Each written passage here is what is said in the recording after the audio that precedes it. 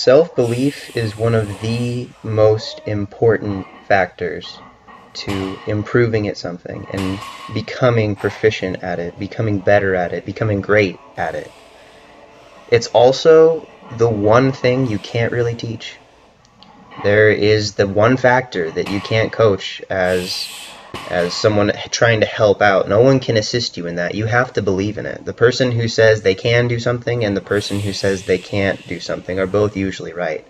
And it's the first step towards improvement. It's the first step towards reaching those higher levels of greatness. And granted, someone's idea of what greatness amounts to may not include powerlifting, but it can be anything. You have to believe that you're capable of achieving something for it to ever become possible for you. And there are times when you will be disappointed. There are times when you will have something go not the way that you planned it, and those are the times that it matters.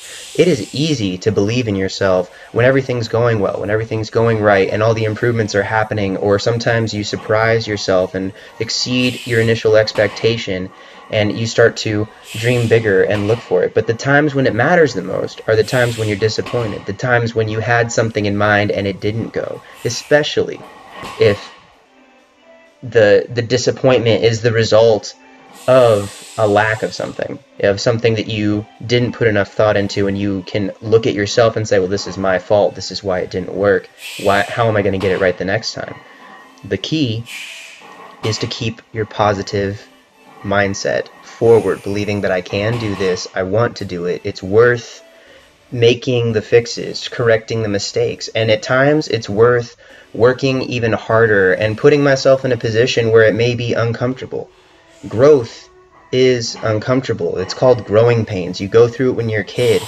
To get bigger, to get better at something, you have to put in some time and effort. I'm not going to call it sacrifice because you're choosing to do it, but it is an uncomfortable process to reach those higher levels.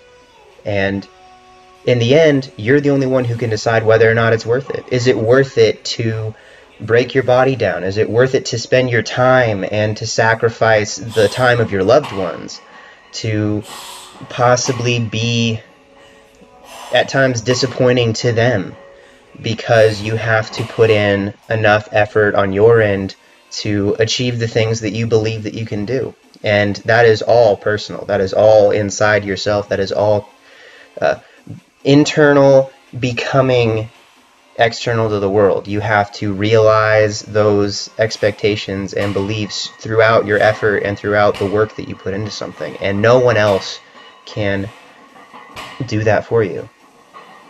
Just something that's been on my mind lately.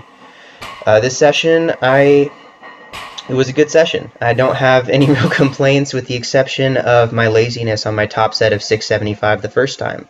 The technique was not as good as it should have been or could have been, and so I decided, after I missed the fourth rep, which was a greedy decision anyway, I shouldn't have gone for it with how bad the other reps were moving because of little technique issues. I shouldn't have gone for it, but I did, and when I missed it, I was frustrated at myself. So I went, changed my song, turned the camera back on, and went for it again in about a minute. I took about 60 seconds between the first set of 675 for a triple and the second set, and I almost fell forward on the second set because I was fatigued from not waiting long enough.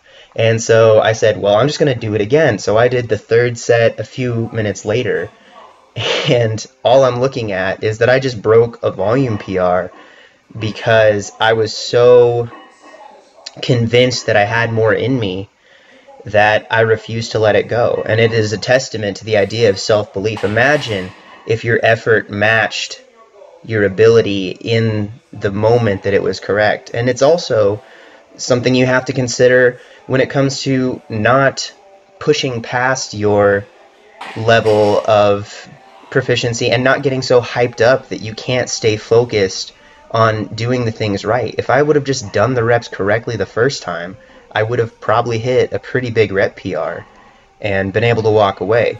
Granted, I can walk away saying, well, at least I got more volume than I would have otherwise, because there's no way I was going to pull it for a 9 rep, but still, I know that I have more that I could exhibit if the other factors were clicking into place, and that was something that I needed to keep in mind. Afterwards, I dropped down to 605, hit it for a set of 4. Glutes were pretty fried, but I was still frustrated at myself, and so I did some stiff-legged deads with 405 for 2 sets of 8. Moved on to my benching. Pec minor's getting a little bit better. Still has some more kind of prehab, rehabbing to go. The mobility work is helping a lot, but it's still not 100%, and if I want to improve my bench more, I need to make sure that I'm doing those other things right and putting in the time and the effort to improve on those. So the for 2 sets of 5 at 300 with the super wide grip and feet up, 2 sets of 5 at 295, same setup, 345 for a single, 2 doubles and another single, and then 365 for a single for the 25th rep. Drop back down to 315 for 4 more pause reps, and that was the session. So all in all, it was a good session. I got a lot done, and I went through some mental and internal decisions for myself. It was a growing session internally and externally, and so that's kind of how it went. Thank you guys for watching. I hope you enjoyed the video. I'll talk to you next time. Bye.